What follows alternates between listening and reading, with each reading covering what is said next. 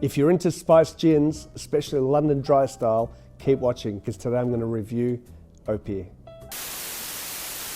Hi everybody, so today I'm going to do a review for probably my favourite spiced style gin, and it is the Opihr. Opihr gin is created at the G&J distillery in London in the UK under the watchful eye of master distiller Joanne Moore. Joanne Moore is the brains behind many other gins that are made from the G&J distillery.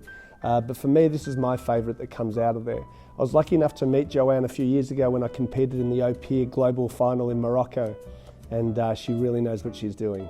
Joanne has a creative flair for distilling, and this gin was inspired by discovery and travel. Opihr is named after the legendary port in which King Solomon would receive gifts every 3 years like peacocks, gold, sandalwood, silver. And the botanicals in Opihr are things that were picked up during the ancient spice routes. Those botanicals include kuber berries from Malaysia, black pepper, cardamom and ginger from India, cumin from Turkey, coriander seed from Morocco, and orange peel from Sevilla in Spain. The juniper is sourced from Italy, the angelica from Germany, and they even add some grapefruit peel. So let's give it a try.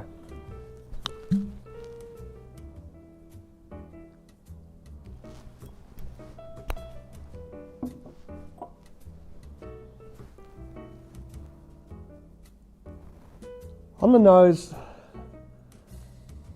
I kind of get this curry kind of smell from there. It's cardamom, definitely from the cardamom, a little bit of ginger, some zesty lemon. If I was actually to blind smell it, not out of a glass, I would say curry straight away.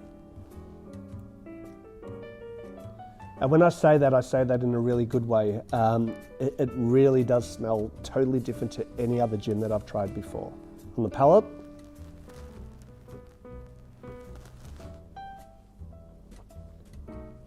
yeah, definitely, once again, it's like a spice explosion in my mouth right now. That cardamom is coming through. It's probably the most predominant thing, along with the juniper. That really nice spice is just so warming as well. The coriander is going really well with that sweet citrus.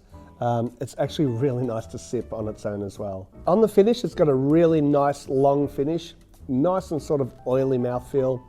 I'm getting like a light kuber berry and definitely that gentle warming spice that finishes off there. I really love it. As I said, there's nothing that I've tasted like this from a spiced gin.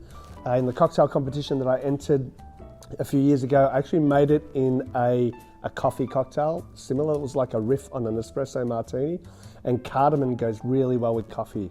How else would I drink it? I love it with the tonic water. I like a tonic water that's a little bit lighter because I want that spice to come through. It also works well with, let's say, for example, Fever Tree Mediterranean. It makes a really great spiced martini.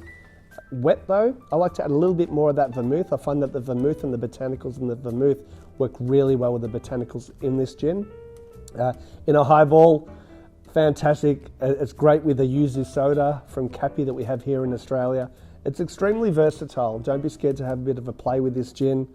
I wholeheartedly recommend it. Cheers, Joanne, if you're watching this. I hope you're well over in the UK at the moment. And guys, please like, subscribe. Let me know if you've tried Opihr, if there's another style of gin that tastes like Opihr that's a little bit more on that spicy side, because I'd love to go out and buy another bottle or buy a bottle to give it a try. So guys, please take care, and we'll see you again soon on Let's Talk Drinks.